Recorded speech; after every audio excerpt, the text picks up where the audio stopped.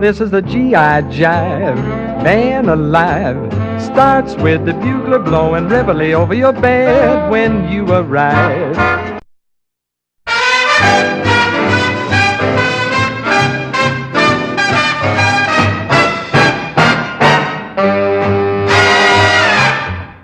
This is the GI Jive, man alive. Starts with the bugler blowing reveille over your bed when you arrive.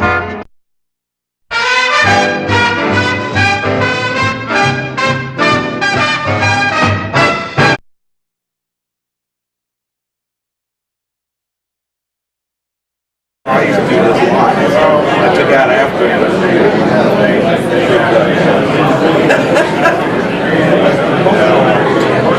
When I was 18, I didn't think running a mile seemed like a big deal. It sure does now.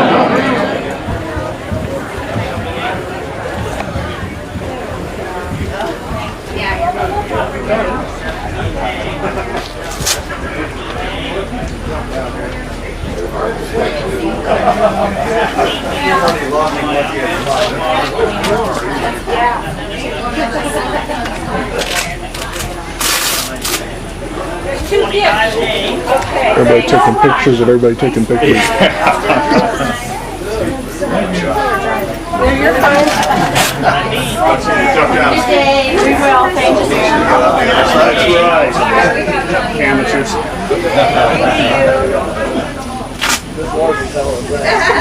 Say no running at all. Seeing your patch there on your hat. 25th? I was living in Afghanistan in 2009. Great I got a few gadgets here. Oh yeah. You need another hand. Hold on your keys. Do you have enough? Do you have enough batteries? That's the question. Well, I got batteries in the back here, so we should be okay. We'll see. Once we get on the plane, I'll stop taking pictures. I don't think there'll be as much to do there. Bye now. Bye. Okay, have a good day. All right. Thank you very much. You're welcome. Thank you. We'll see you later. Later. Good night. Well, that's the hell of a deal. Watch your step. Here we go. Watch your step.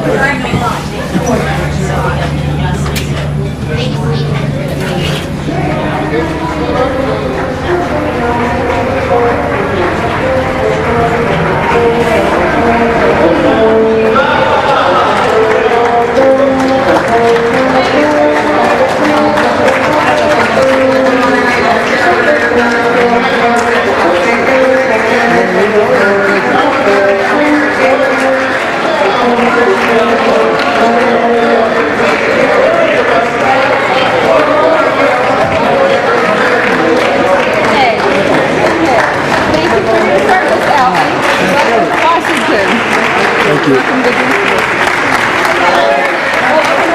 Welcome. Thank you very much. Welcome. Thank you very much.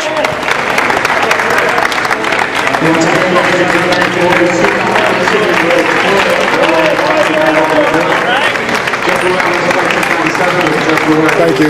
All right, courtesy boarding for those passengers for travel with small children. Canadians for travel assistance going back to Germany. This is courtesy boarding all of those passengers traveling with small children. Canadians for travel assistance going back to Germany.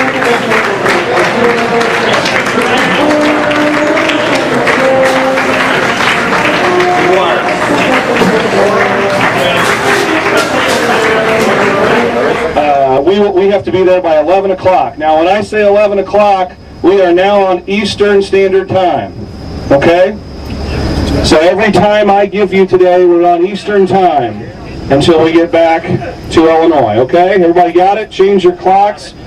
Most of your phones probably already changed. I'd like to introduce, before we start, the best bus driver in Washington, D.C., Andre. My man, Andre. He violates the rule every time. They're not supposed to actually be tour guides or to give information out. So he just whispers in my ear all the time. But we've been together, what, 12 or 13 times, so we know he's the best. Take care of us, Andre. Over here on the left.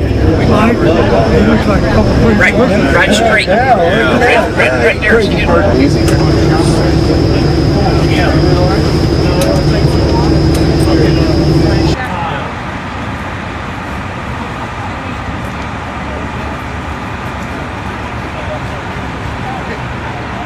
I got it. Good. Okay, that's there.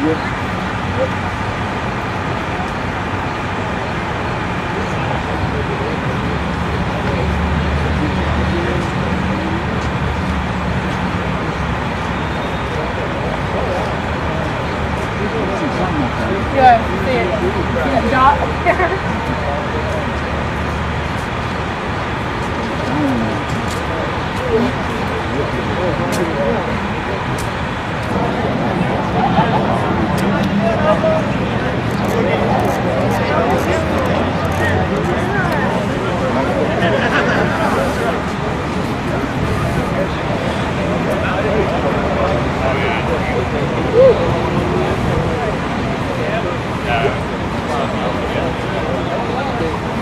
Yeah, they're actually higher than the helicopters that come in.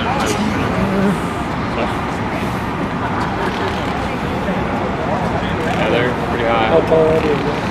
That one's 210, 240, and 280. So are you cleaning today? Is that? No, we're inspecting. Oh, inspecting. Yeah, we're looking at all the welds. We let the rain do that. We let the rain do that. What are you doing? Inspecting. We're just looking at the welds. Oh. In other words, you didn't have nothing else to do, so we're going up there and looking around. Yeah, that's pretty much. Actually, have about 2/3 of the Air Force law on the wall. Take down your wall.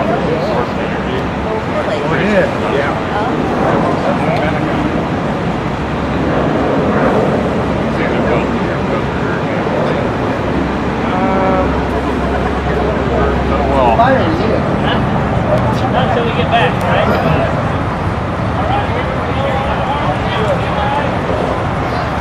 What's up, Steve? All right, hold on, one more. Okay. Is that Marine Corps 1?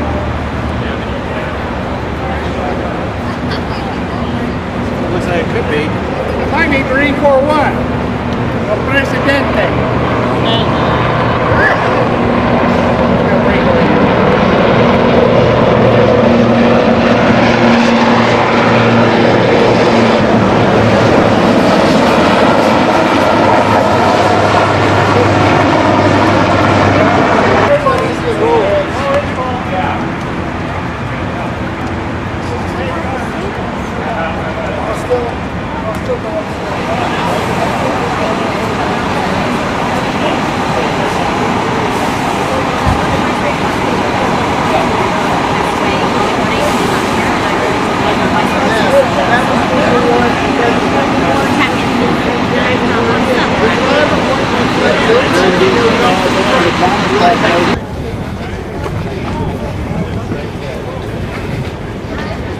Right in there, Mr. Michelin. Oh, I thought we got on the ground run. Nope, you're going right here. I can't keep up with my dad and uncle today. You guys are gonna. And of course, ladies and gentlemen, Arlington is, of course, the oldest of all those, and of course, obviously, the most well-known. Now, what we're going to do is we're going straight to the Tomb of the Unknowns. Our goal is to make the changing of the guard ceremony coming up here at 12 o'clock. That ceremony lasts about 15 minutes. Sometimes there's a wreath-laying ceremony afterwards. It takes about 10 minutes, but typically this time of year there's not as many wreath-laying ceremonies. By the way, Arlington Cemetery is divided up into different sections. This section over here on your right, ladies and gentlemen, was opened after 1947. In 1947, the Department of the Army decreed that only these types of government-issued headstones would be used. After 1947, was it to have uniformity? Well, frankly, the main reason they wanted to start conserving space. By the way, that particular section on your right is reserved for the Korean War and my war, the Vietnam War. Right over here on your right-hand side. Now, folks, as we move on up the hill, we are going to go directly to the Tomb of the Unknowns. We'll witness that change in the guard, and then later on we're going to, what we call, survey the Kennedy family grave sites, where President Kennedy, of course, is laid to rest here back in 1963. You know, here's something you don't ordinarily see in a cemetery. It's right over here on your right. This particular section of Arlington Cemetery has old growth timber. 20 acres of old growth timber. What does that mean exactly? Well, it's never been logged. It's never been developed. 20 acres, the Department of the Army has decreed it will never be developed. They discovered it this way back in 1864 when this plantation was taken over by the Department of the Army. They've been around a while, haven't they? And they said, we're going to leave this 20 acres so generations ahead of us will know what Arlington, or what the hills of Virginia looked like back in the days of Robert E. Lee and the Custis family. Coming up on your left-hand side, we've all heard of Robert E. Lee. We know some facts, some myth, etc. But one thing that is fact, he married into the Custis family. And he lived here in his house over here to your left, Arlington House, for some 30 years. And of course that all changed when the Civil War broke out in 1861. You see, Robert E. Lee was a Virginian. And when Virginia seceded from the Union, he told his family one morning, 7 children, his wife, by the way, he was a full bird colonel by then in the United States Army. He graduated from West Point many years earlier. He said, I cannot raise my sword against Virginia, and I won't. So he resigned. They went to Richmond, Virginia. They never set foot here again. Within about a year and a half, all this property, 1,100 acres, was taken over by the United States government for back taxes. You see, folks, in those days you had to pay your taxes in person. He was in Richmond, Virginia, about an hour and a half south of here, and in Confederate land, and he would have been shot or arrested for sure if he'd have come this far north to pay his taxes. Folks, some of this area we're going by, we'll talk about it a little bit later on as well. Folks, over on your right side, this is Fort Myer. Most of you have heard of Fort Myer. Maybe some of you have been there somewhere in your travels throughout the years. Well, Fort Myer is the oldest active Army fort in the United States, and that's where the Old Guard, the 3rd Infantry Regiment of the United States Army, has their barracks. In other words, that's where they live, and they can actually trace their history all the way back to General George Washington and the Revolutionary War. And many of these Old Guard Army guys who are tomb guards, but they have other duties as well. Many of them actually take care of the horses that pull the caissons. For those that use the caisson for pulling their casket here into Arlington National Cemetery, there's 7 different teams of horses that the Department of the Army takes care of at the stables for the caissons and the outriders as well. By the way, as we go ahead, this is some of the oldest parts of Arlington. There's where 577 Confederate soldiers are laid to rest there on your right. You see those points on those headstones? They're a little sharp on the top. Well, that's because they're Confederate soldiers. They were actually laid to rest here before this became a national cemetery back in 1861, 2 and 3. Coming up on your left is the Spanish-American War section. See the Rough Rider's name there on that headstone for Leonard Wood. Some of you have heard that name, Leonard Wood, before, haven't you? And Teddy Roosevelt. I know what you mean. Anyway, we called it Fort Lost in the Woods. Anyway, folks, coming up on your left-hand side, this is the nurses section here. Many nurses laid to rest here all the way back to the Spanish-American War. There's a likeness of Jane Delano up on your left. Jane Delano actually started the Nurses Corps back in World War I, and she continued with it in World War II. Now, folks, we're approaching the Tomb of the Unknowns now. There is an unknown here from World War I, an unknown from World War II, and an unknown from the Korean War. There was an unknown laid to rest here in 1983, I think it was, from the Vietnam War. They always had an idea who it was. Later on, through extensive DNA testing, they were able to prove it was a Lieutenant Michael Blassie from St. Louis, and so he was reinterred and get full military honors laid to rest in St. Louis at the National Cemetery there. Audie Murphy right there to your left. See where those flowers are to your left? That's Audie Murphy, the most decorated combat soldier from World War II, right behind you. There's other memorials here on your left.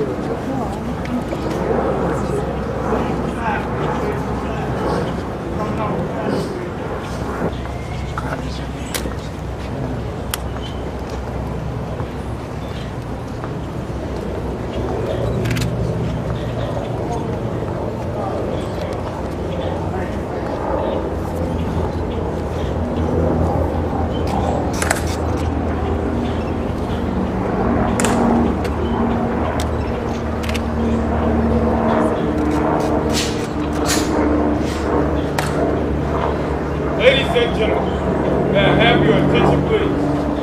I am Sergeant Skywalker of the 3rd Infantry Regiment, United States Army, commander of the relief, Tomb, the unknown soldier.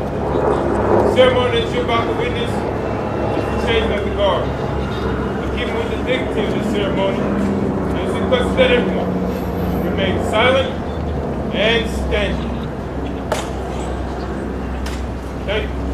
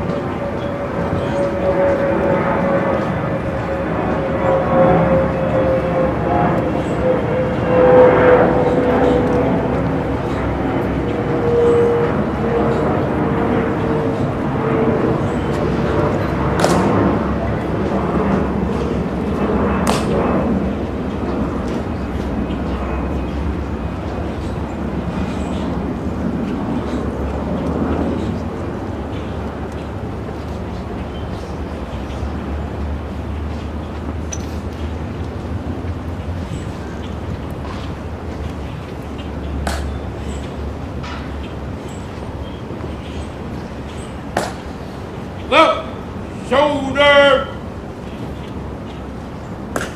halt.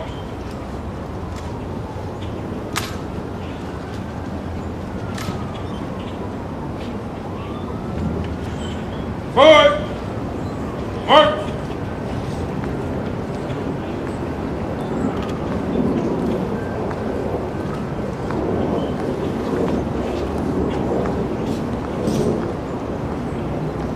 Charge, halt.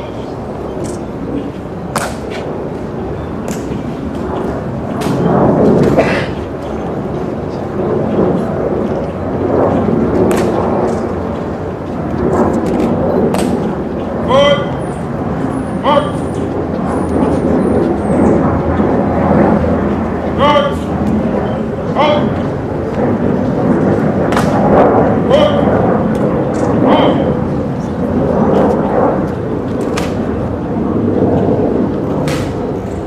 Ready, ready. 3 seconds. On.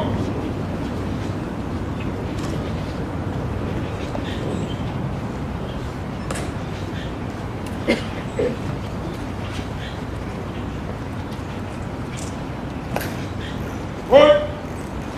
On.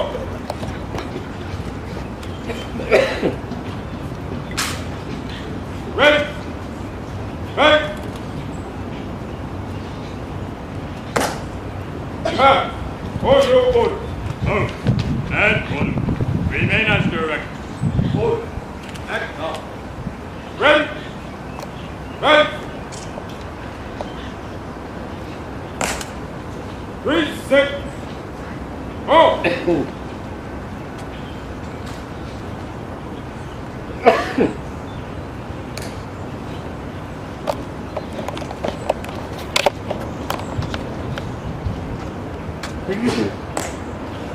Right shoulder, on.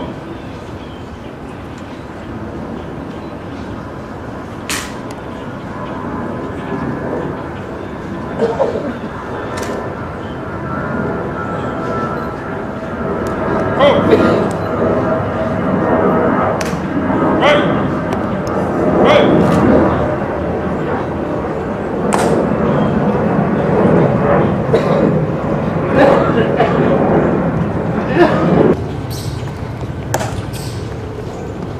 Guard, halt.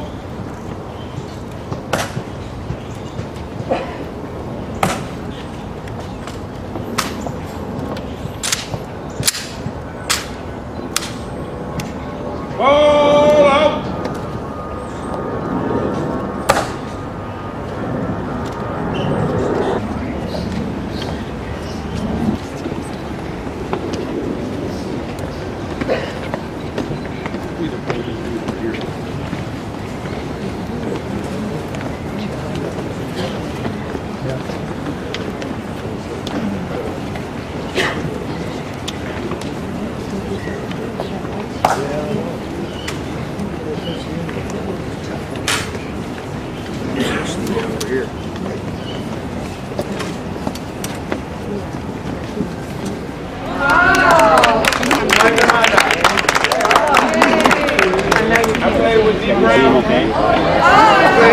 I played with Darren Williams.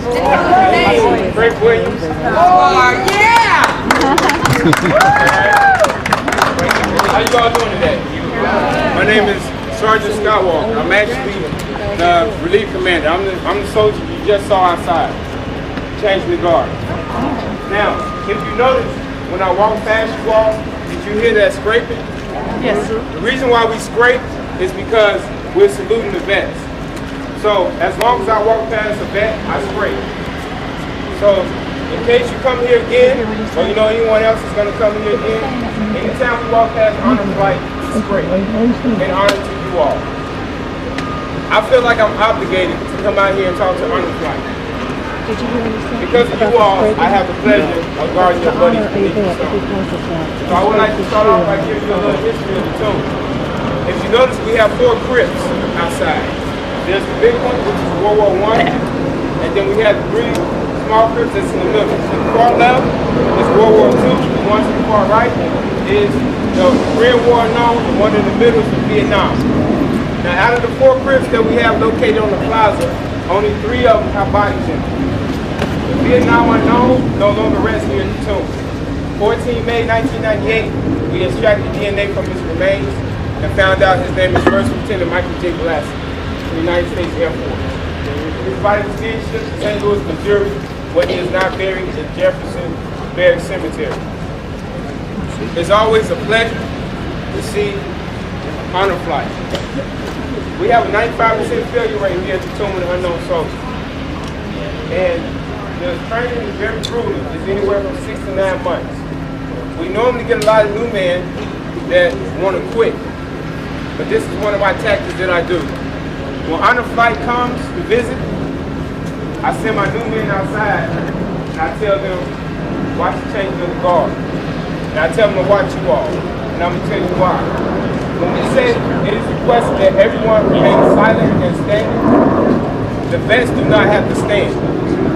But to see you all get out of your chairs, to salute your buddies that lies beneath that marble stone is priceless. It's emotional. And I've been downrange. I've been in the military 5.5 years. And I've been here at the tomb since September of last year. And I'm happy to say, ever since September of last year, I'm happy to wear my uniform. I'm very proud to wear my uniform. We often get people shaking our hands saying thank you for what you do. You all really are the heroes. And the reason why I say that is because the time when you all join the military, you join the military 100% to serve your country. You join the military because you were drafted. My generation of soldiers, we have the same similarities, only it's slightly different. Some want to go to school. Some trying to better themselves. But you all did it 100% wholeheartedly for your country.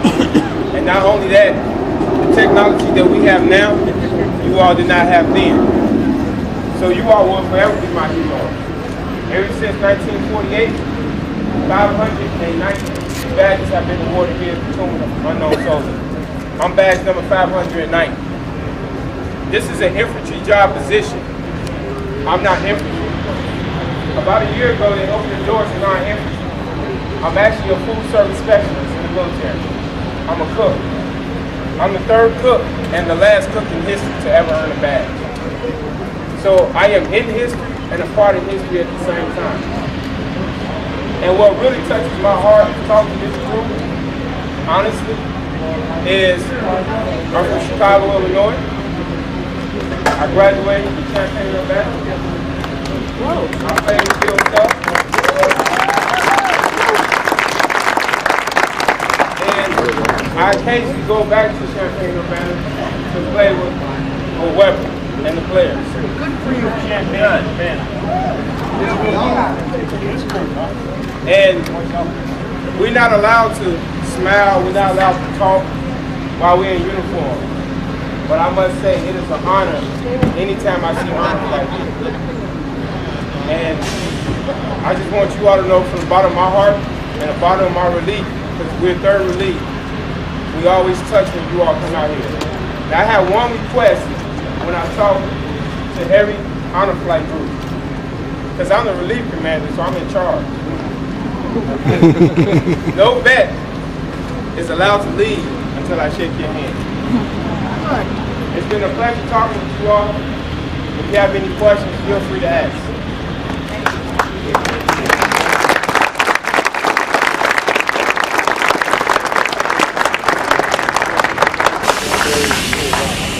Any questions? What division are you? 3rd ID. That's my deployment. Deployed with 3rd ID, Fort Stewart, Georgia. And you may not believe it or not, but you know we stand 21 seconds and we take 21 steps. The reason why is because 21 is the highest gun salute you can give anyone.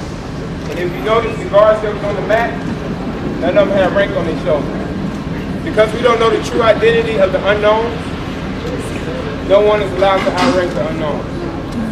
Oh. And if you also notice when we walk guarding the tomb, the weapon is not ever facing the tomb. Reason being is because we're not guarding the crowd, we're guarding the tomb. Now, I often get this question, so I'm going to cover my base early. Have we ever had female tomb guards? Yes, we did. We actually had 9 female tomb guards come out. 5 successfully passed. 4 still have their badges. This is the only badge awarded by the military that can be stripped from you if you have a certificate. So regardless of what you do, whether you're in the military or you're out, your badge number and your name can be stripped from the district board as a badge holder, and your badge will be revoked. Again, it's a pleasure, and I'm overwhelmed that we have a group from Illinois. We often get Ohio. I talked to Ohio group the day before my birthday, which is on the 15th. I talked to Ohio group. I was hoping to fight the line out was going to give me a win on my birthday. I was backing up Illinois to Ohio group, and we lost. But it's okay. Again, it's been a pleasure talking with you all, and you all have a safe trip back home.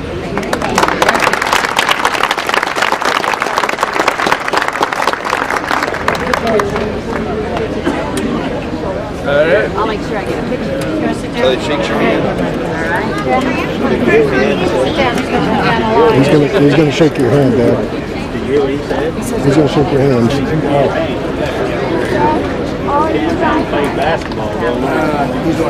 If you sit down, I can get up there and take a picture of you. I don't want to leave you where you stand.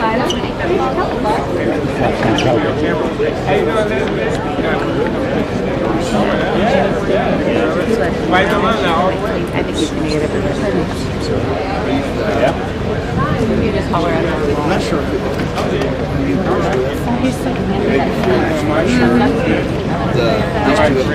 That's how I get to be this age. I probably will be too. All right, John. We have over 360,000. This is another one of our nurses. We actually have waiting. This is my daughter. She lives here. Oh, did you just meet him? How do you stay so thin as a cook? Well, I have a high metabolism. I play basketball for the Army too. Welcome to morning at home. It's the tune with the reef around. Heads up on it. All right, Ralph. What do you do here? It's been a pleasure, sir. All right.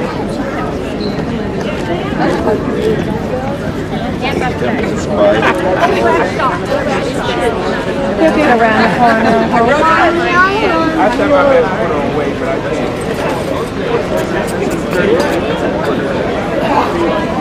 All right, Jack.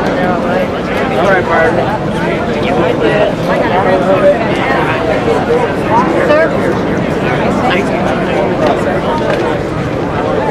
There's some behind you. Champaign? There's some behind you here. Okay, George. There it is. Rob? Okay. Get these guys in here. Sorry. How you doing, Louie? Good? Oh, I have a break. I don't think I'm on the resume. You're my hero. 30 years? I got 7. That's only one service. He wants to shake all the veterans' hands. Up on the top of the hill, the USS Maine Memorial, and of course right here, folks, the Canadian Cross of Sacrifice. That was a gift from the Canadian government to the citizens of the United States right after World War I. It was their way of saying thank you for all the service people that we sent to Canada before World War I started. And we didn't send them, they went up there on their own, as a matter of fact. But they had said thanks for being such good cooperative neighbors in World War II, and the same thing they said after the Korean War. But folks, as we move ahead, I want to remind you, this is kind of a nice little valley we're going through, and it really gives you a contrast of the different sections. See this section off to your right, the small section with all the government headstones together? That section was opened after 1947. We know that because that's the only kind of stone there is here. We're going to see some huge headstones, some old headstones, some tall headstones. Look, you're clear back to the 1860s. We're also going to look over here to the left. You see these smaller headstones? This is a very important section, ladies and gentlemen, off to your left. These are called cenotaphs. Cenotaph is a Latin word that means empty, in this case, empty grave. What does that mean then? Well, these are memorials.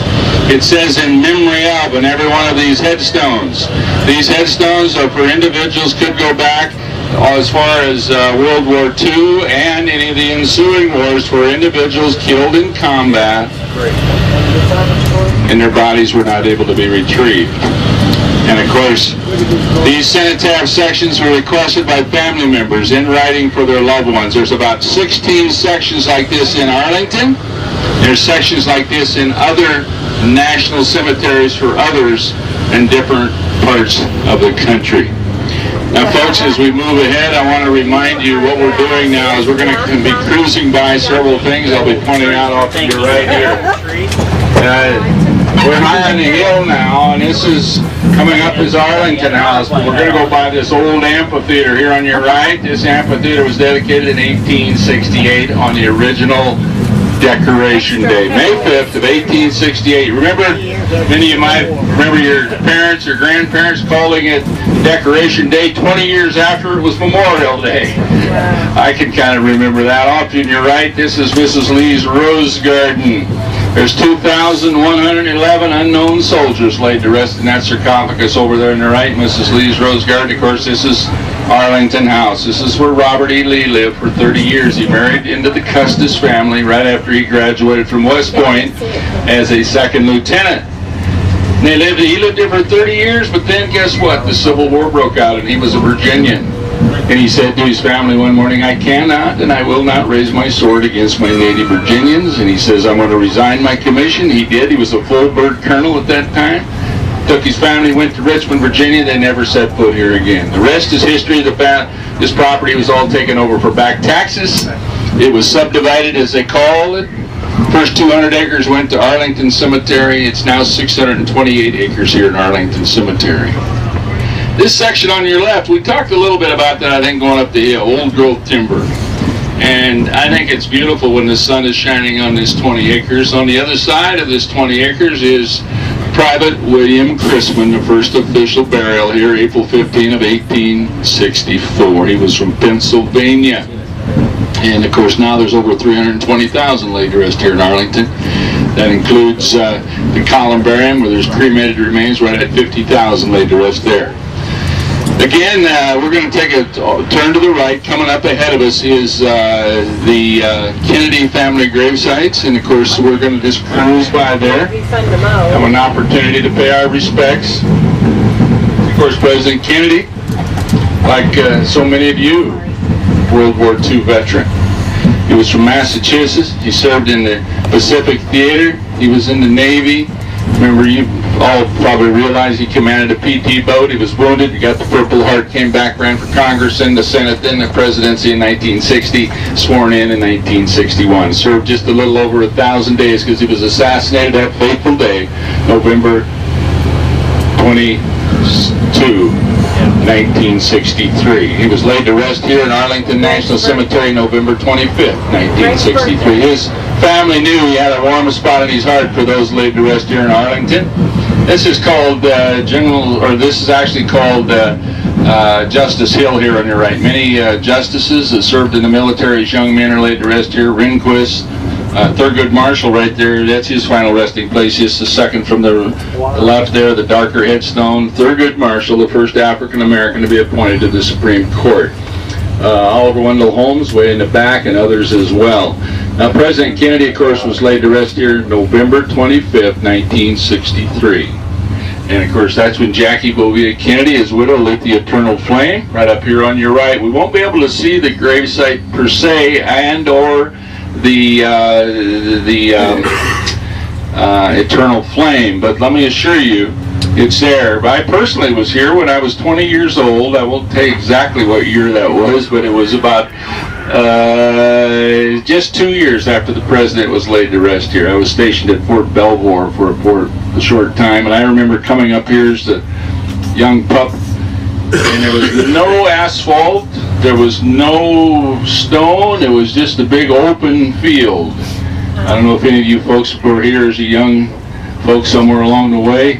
In the beginning, there was just a big open field and a white picket fence around the grave site, but the eternal flame was there, because that was lit the day that he was interred by Jackie Bouvier Kennedy.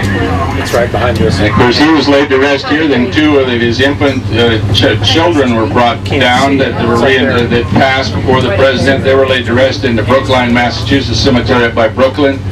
And they were laid to rest here about a year and a half after he was. A little girl prematurely passed their first child. They lost in a little boy named Patrick, who passed away in 1963. About 8 months before the president was assassinated, laid to rest there. Then Robert Kennedy is over here to the left. Just where those people are, you might be able to see a single white wooden cross. Robert Kennedy, the president's brother, was laid to rest here in 1968. See that white wooden cross to the right? And you see this one straight over here? This is for Senator Ted Kennedy, laid to rest here about 2.5 years ago. Senator Ted Kennedy, the Lion of the Senate. And of course, they're all very close, those 3 brothers.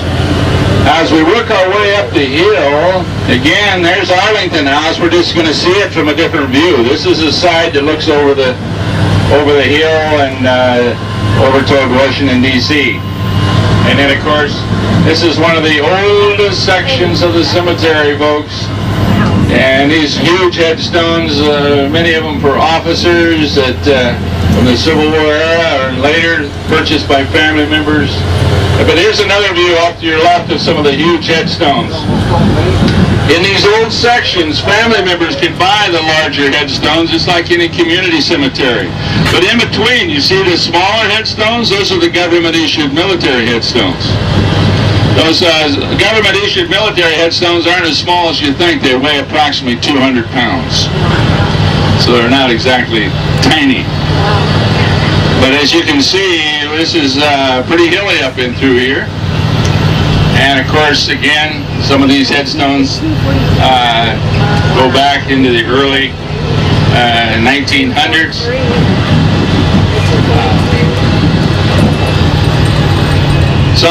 Sometimes people will ask if General MacArthur is laid to rest here. He is not. General MacArthur is laid to rest down by southern Virginia, by Norfolk. He's got his own memorial down there. His father, though, who was a 3-star general, Arthur MacArthur, I believe his final resting place is right over here to your right somewhere. Arthur MacArthur, Douglas MacArthur's father, who was also an Army man, obviously. So we're just kind of made a big circle here. If you folks think you've seen this before, you have. We're going by it again. And of course, here we're going to get another view here. See that white sarcophagus over here to your right? See, that's actually Mrs. Lee's rose garden. It was at one time. In that sarcophagus, there's 2,111 unknown soldiers from the Civil War era. Some Union, some Confederate, they say.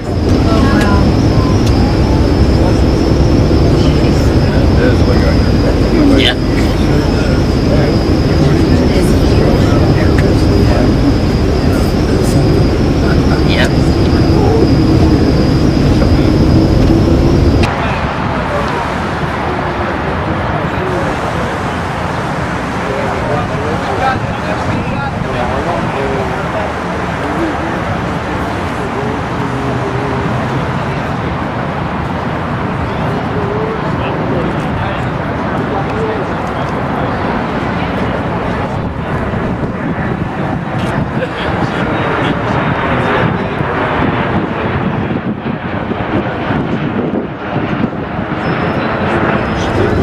Okay, just beyond the next stoplight here, to your left is the White House. After we explain everything, they let us go.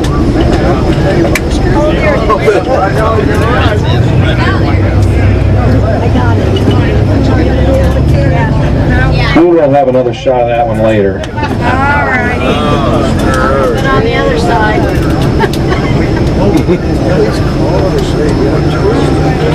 Some, yeah, probably, yeah. Wedding or something. I thought you wondered if they ever As you can see, the Washington Monument is still roped off limits after the earthquake of a couple months ago. I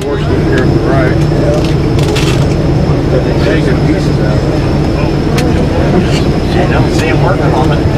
That's two people up there at the top. Yes, sir.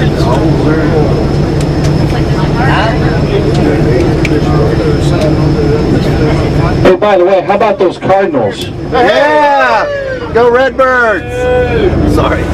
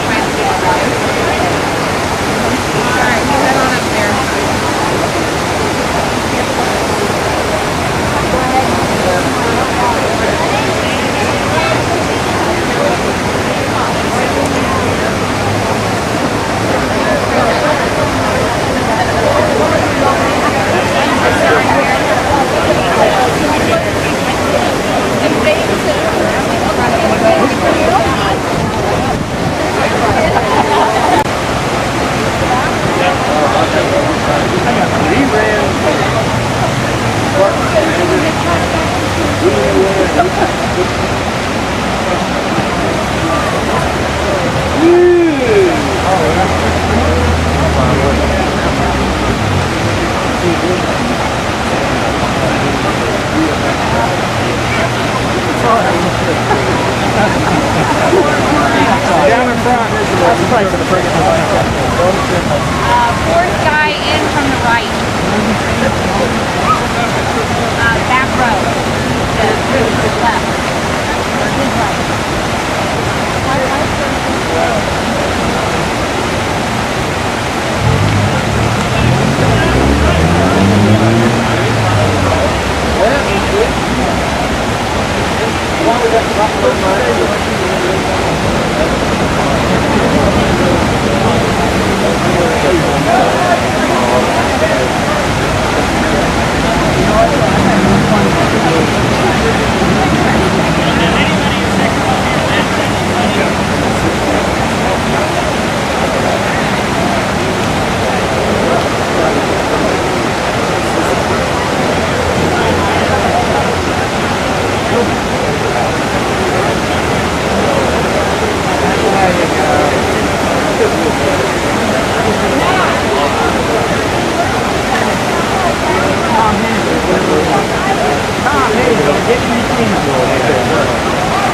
Good call. All right. Okay. I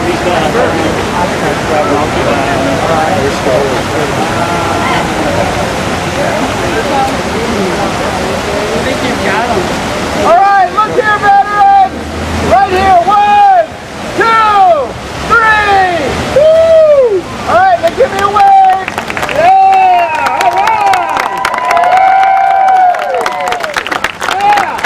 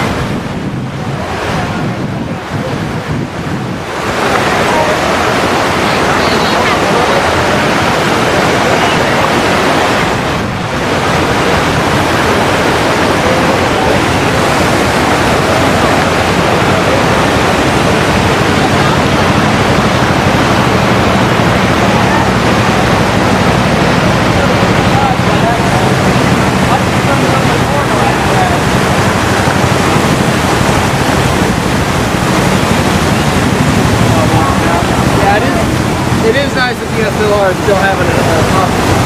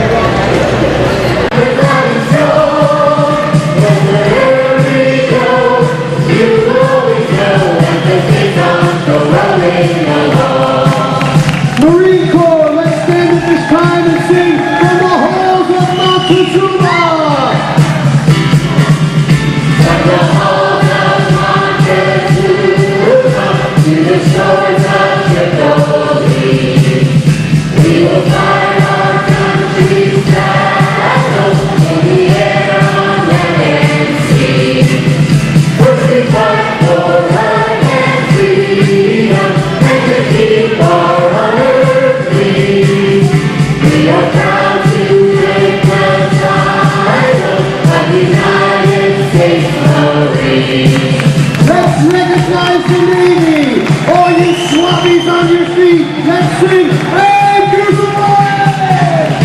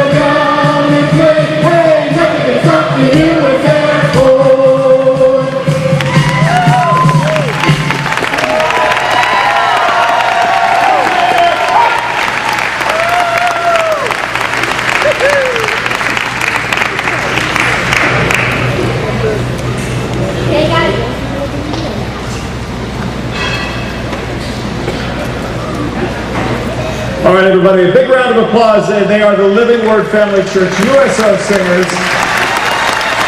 Thanks to them for a wonderful show here tonight. Now, we know it's been a long day for our honor flight folks, and before we leave tonight, we would just like to hear this honor flight to Champaign, Urbana. He's the director of the Central Illinois Honor Flight, president of that organization. Made this entire thing happen here tonight and all across East Central Illinois. I'm proud to announce and I'm proud to introduce to you Don Neinhardt.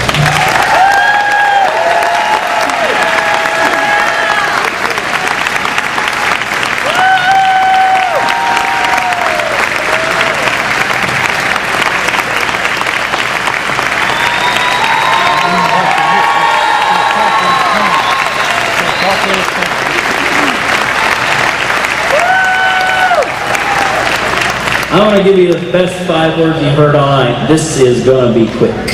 So, I'm ready for bed. How about you guys? This is great. We love you all. Thank you so much for coming. We got to go out of Champaign Airport today. I know we're here late, but if it wasn't for this, if it wasn't for this Illini Radio Group and all the sponsors, this has been unbelievable. If it wasn't for you guys, we'd still be on a bus. Probably in about Vandalia right now, heading back to Effingham before these guys then got in their cars and drove back to Champaign. So thank you guys so much. Thank you for everything.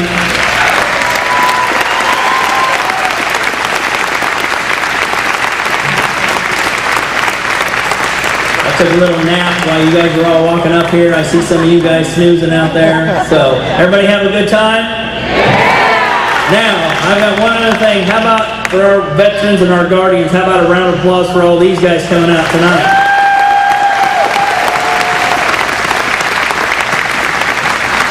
So once again, thank you. I don't know if the radio station has announced it yet, but we're going to be back here in April or May to have another one. And now, which I think some of you know because we're going to have another one in April or May, we're also going to have another one next September, October sometime too. So we're going to have 2 more. So that'll get us another 150 veterans from up in this area out there. So if anybody wants to go, there's about 30 spots left on the April or May trip. First come, first serve, so get those applications to me and we'd love to have you out there. For those of you that are here, we'll get that plane deboarded a little bit quicker, so come back out in April or May for us, and in October also. Thank you very much. Good evening, I'm Dave Benson. And I'm Jennifer Roscoe. It's an emotional welcome home tonight for more than 70 veterans. The Central Illinois Honor Flight just landed at Willard Airport in Savoy. That's where we find WCIA3's Ashley Sears there live. Ashley, it had to be such an incredible experience for these people. Jennifer, it was so emotional just standing out here, hearing these people and seeing the expressions on these veterans' faces as they stepped off the plane. Now you can see they're still actually stepping off the plane here, and you can hear this band in the background, people cheering. People are just excited about this. Now, the veterans are walking down a red carpet area here. They're being escorted by friends and family. Now, the veterans spent the day in Washington, D.C. touring a World War II memorial. That was all free, paid for by donations. Now, people have been waiting to welcome them back here at Willard Airport for hours. This tarmac has been lined with red, white, and blue, people holding up signs, and all you're hearing around here is just thank you. It's a great moment out here. Now, we've actually just learned that this isn't going to be the last Champaign County Honor Flight. They've actually raised enough donations to have another flight after that and possibly a 3rd flight after that. So they want to keep this tradition going. Jennifer? It's so excellent. And Ashley, these people out there, they're not family members, or not just family members or friends. Probably some of those people out there don't know the people on this flight. Yeah, and we've just heard so much of that tonight. We've met a lot of family members, but so many people said they just wanted to be a part of this moment and say thank you and wave the American flag and show, you know, they could have been waving another flag so many years ago. They're just happy to be a part of this moment. And so happy that they were able to get out to D.C. to see it. All right, thank you, Ashley. A Villa Grove woman in fair condition after Central Illinois. Plus, a red, white, and blue tarmac welcomes vets returning from an emotional field trip. We'll get a glimpse of the first honor flight. That's next. You're watching the WCIA3 News at Noon. WCIA3 News. Caring, connected. It was an emotional welcome home for more than 70 veterans. The Central Illinois Honor Flight landed last night, and WCI3's Ashley Sears was there for that landing. This is a moment 65 years in the making. One by one, World War II veterans step off the plane. They're welcomed home to a sea of red, white, and blue. Between drum beats and clapping, you could hear thousands of thank yous. I've never seen so many people. I finally kind of closed my eyes a little bit, you know, I couldn't take anymore. I cried a little. Jack Carey was one of 75 veterans on the flight. He got a free trip to Washington, D.C. to tour the World War II Memorial.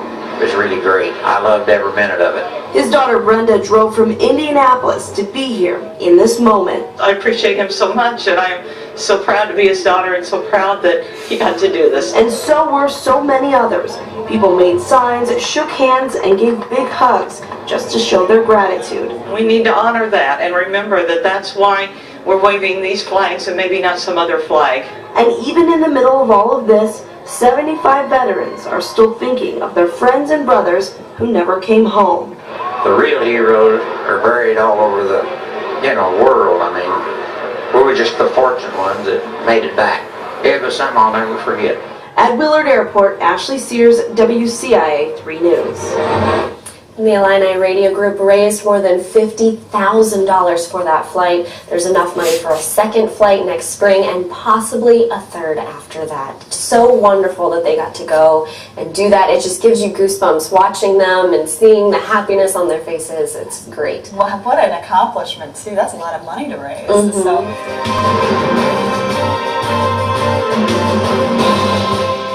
Well, good evening, I'm Rick Schutt. 75 local World War II veterans spent most of the day in Washington, D.C. The Central Illinois Honor Flight sent the heroes to see the World War II Memorial and other sites at no cost to the veterans. ABC News Channel 15's James Fillmore joins us live at Willard Airport in Savoy with more. James.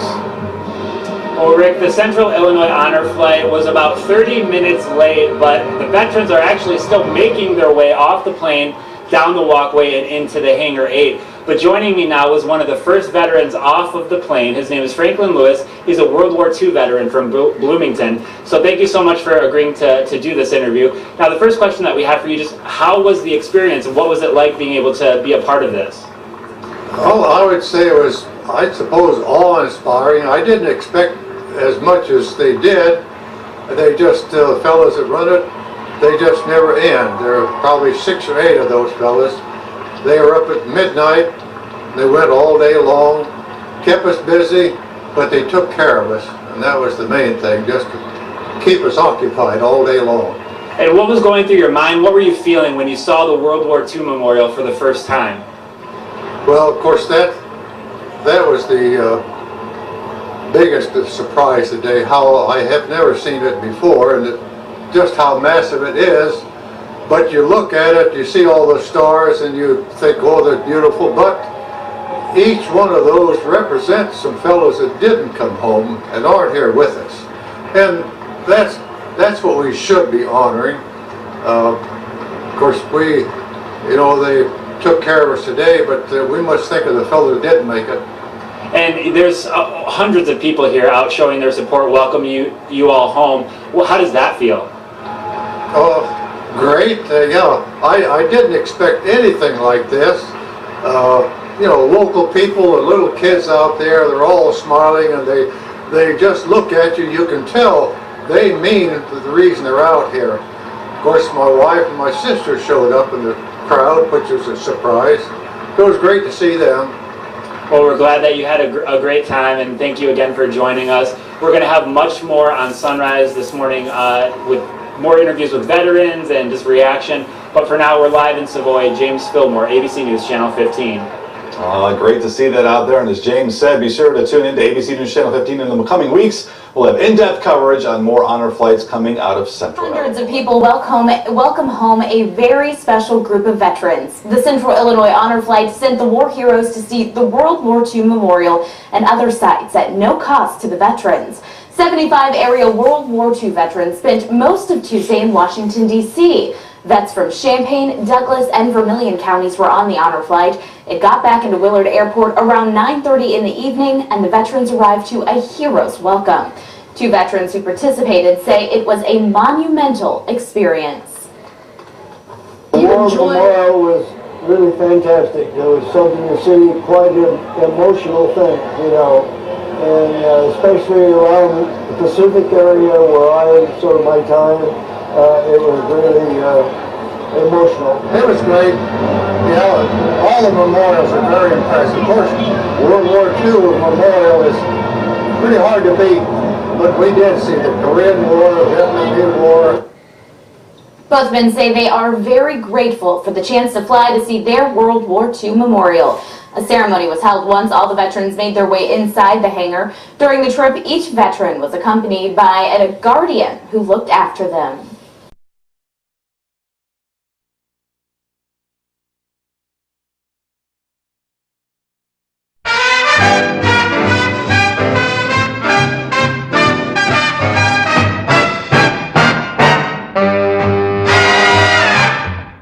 This is the GI Jive, man alive. Starts with the bugler blowing reveille over your bed when you arrive.